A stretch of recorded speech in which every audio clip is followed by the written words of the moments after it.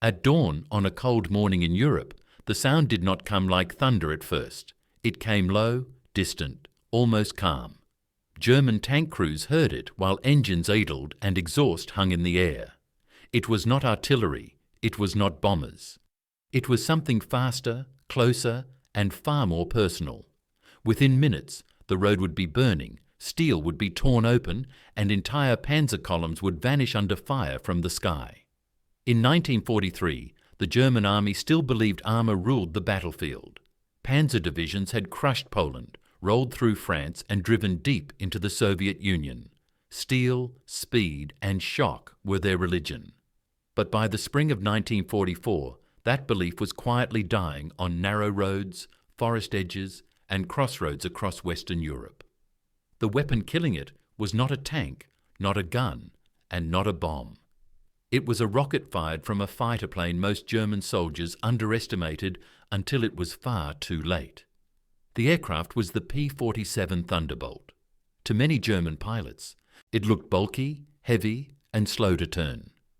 They called it names that suggested it was clumsy and outdated. But on the ground, German soldiers learned a different name for it. They called it the Jabo, short for fighter bomber, and they learned to fear the sound of its engine more than artillery fire. When P-47s appeared, movement stopped. Columns froze, crews abandoned vehicles and ran for ditches, because what followed was often destruction in seconds. The secret was not just the plane, it was what the plane carried. By late 1943, Allied commanders faced a deadly problem. German armour was still strong, especially in defence. Tanks could hide in forests, towns, and hedgerows. Bombers were too high and inaccurate to hit moving targets. Fighters with machine guns could damage trucks but struggled against thick armour. Something new was needed, something simple, brutal, and effective.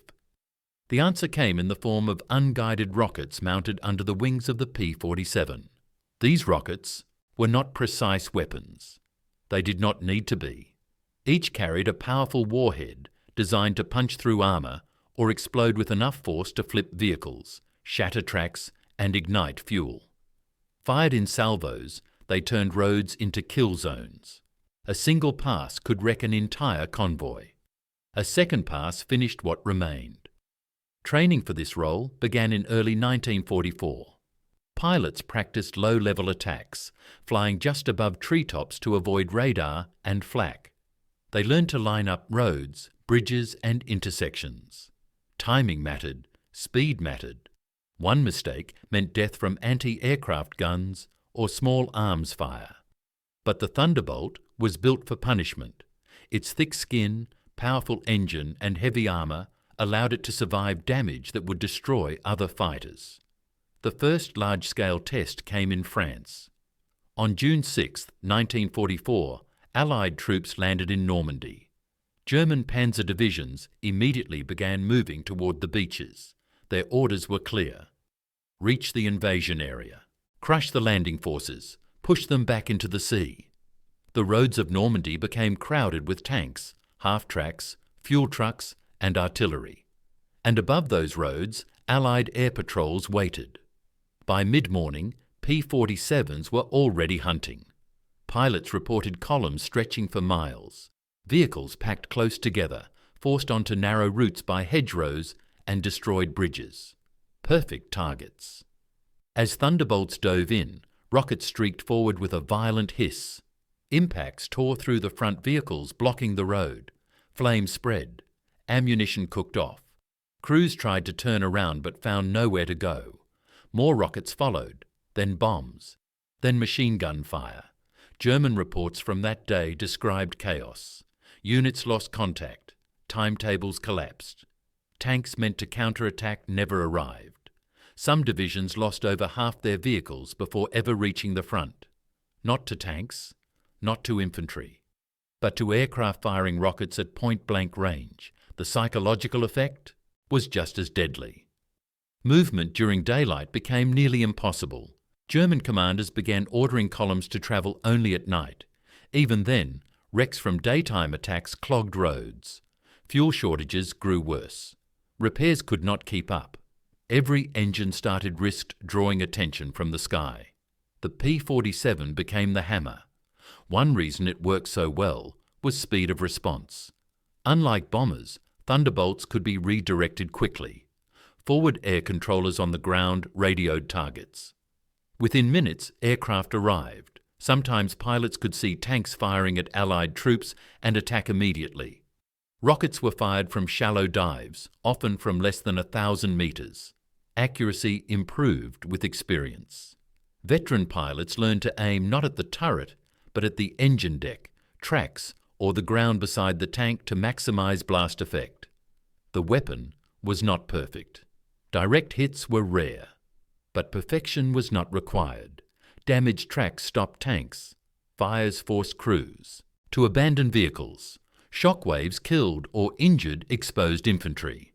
A disabled tank in the wrong place could block an entire column. And once stopped, the column was helpless. By July 1944, this air-ground teamwork had become deadly efficient. During the fighting around St. Lo, German armour attempted repeated counterattacks. Each time, Thunderbolts appeared. Pilots flew multiple sorties a day, often landing only to refuel and rearm before returning to the battlefield. Ground troops began to rely on the sound of the P-47's engine as a sign of survival. German attempts to fight back struggled. Anti-aircraft guns were moved forward, but they were heavy and slow. Camouflage helped, but only briefly.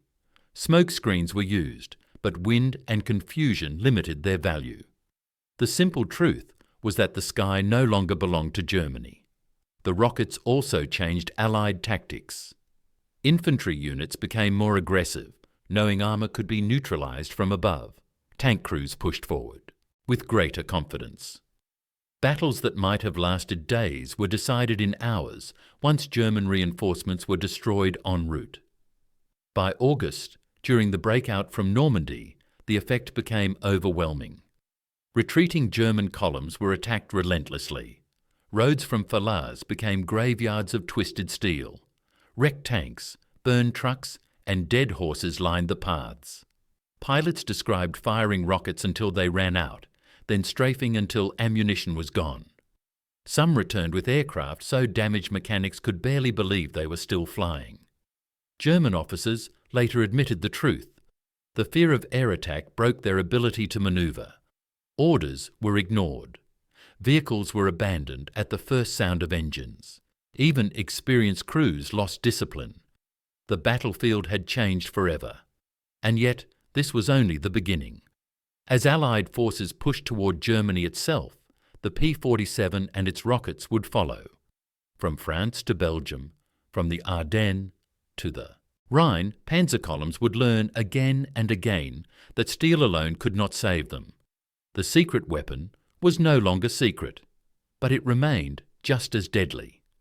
By the autumn of 1944, the lesson was clear to every German tanker still alive. Daylight meant danger. Roads meant death. And the low rising growl of a large radial engine meant rockets were coming. Yet the war did not slow down. Germany still needed to move armour, supplies and troops, and every movement became a gamble against the sky. As Allied armies pushed east through France and Belgium, the P-47 Thunderbolt became more than just a ground attack aircraft. It became a system of pressure that never stopped. Squadrons rotated constantly. When one group returned to base, another was already airborne. The goal was simple: never give German armour time to breathe. Pilots began flying before sunrise and landing after sunset. Weather no longer mattered. Rain, fog, broken clouds. If visibility allowed even a brief glimpse of a road, a rail line, or a column of vehicles, the attack went in. Rockets were now standard loadouts. 8 rockets under the wings, each one capable of tearing open steel or flipping a vehicle like a toy. One attack followed a familiar pattern. A flight leader spotted movement, often tanks trying to hide under trees or beside villages. The aircraft dropped low, lining up the road.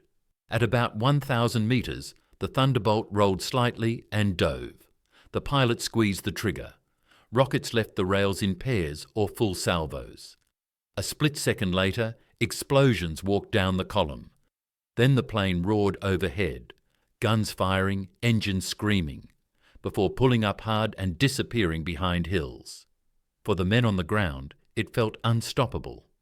German after-action reports from late 1944 described tank units losing vehicles without ever seeing an enemy tank. Crews complained that they could not move, could not regroup, and could not counterattack. Fuel trucks were destroyed first, leaving armour stranded. Repair vehicles were hit next. Command cars vanished. What remained was a force cut into pieces, blind and immobile. This pressure reached a critical point during the Battle of the Bulge in December 1944. When German forces launched their surprise offensive through the Ardennes, they relied heavily on speed and secrecy. Bad weather grounded Allied aircraft at first, allowing Panzer columns to move. For several tense days, German armour advanced, Allied commanders worried. Then the skies cleared. On December 23rd, the clouds broke. Almost immediately, Thunderbolts filled the air. Pilots who had been waiting on the ground for days took off one after another. Roads through forests, villages, and narrow valleys became death traps. German tanks caught in traffic jams had nowhere to hide. Snow-covered fields offered no protection. Rockets slammed into vehicles already low on fuel and ammunition. Some German units tried to push on anyway. Others stopped and waited. Both choices were fatal. A single destroyed tank at a crossroads could halt an entire advance. P-47 pilots learned to look for these choke points. Bridges, bends in the road, narrow cuts through hills. One well-placed rocket turned momentum into panic.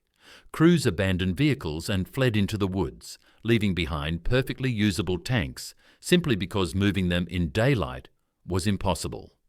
By January 1945, the offensive was broken. German armour had not been defeated in massive tank battles alone. It had been bled dry on the roads by aircraft firing rockets from low altitude. As Allied forces crossed into Germany itself, the campaign intensified. There was no longer any safe rear area. Rail yards were destroyed, supply depots burned. Tank factories struggled to deliver vehicles that could survive long enough to reach the front. Even newly issued tanks were sometimes destroyed within hours of deployment. The P-47's rocket attacks also forced changes in German design and doctrine. Extra armour plates were welded onto tank roofs. Camouflage nets became standard. Units dispersed more widely, slowing movement even further. None of it solved the real problem. Germany no longer controlled the air. For Allied ground troops, the Thunderbolt became a symbol of reassurance. Soldiers spoke of the plane with affection and respect. When things went badly, they looked to the sky. Often, help arrived faster than expected. Rockets screaming in from above broke attacks, scattered infantry, and silenced guns. Pilots, however, paid a price. Flying low and slow over enemy territory was dangerous. Anti-aircraft fire was constant. Small arms fire was everywhere. Many Thunderbolts returned riddled with holes. Some did not return at all. But the aircraft's toughness saved countless lives. Stories spread of planes landing with cylinders shot out, wings torn open, and control surfaces barely working. By March 1945, the German army was running out of options. Fuel shortages became critical. Tanks were abandoned simply because there was nothing to put in their engines. Even when fuel was available, moving it safely was almost impossible. Every road was watched, every bridge was targeted, every column risked annihilation. The rocket, once considered a crude weapon, had proven its worth. It did not need perfect accuracy. It needed only pressure, speed, and numbers. Combined with the P-47's strength and the Allies' control of the air, it shredded the very idea of armoured manoeuvre warfare. When the war ended in May 1945, analysts looked back at what had changed the battlefield. Tanks were still powerful. Infantry still mattered. Artillery still killed. But above all, the combination of air power and ground attack had rewritten the rules. Armour could no longer move freely. Roads were no longer safe. Steel alone was no longer enough. The secret rocket weapon was no longer secret by then. Its scars were visible across Europe, burned-out hulls, shattered columns, and silent roads told the story better than any report. The P-47 Thunderbolt did not just support the advance, it broke the enemy's ability to fight back. And for the German Panzer crews who survived, one memory remained stronger than all others. Not the sound of enemy tanks, not the crash of artillery, but the sudden roar from above, the scream of rockets, and the knowledge that there was nowhere left to run.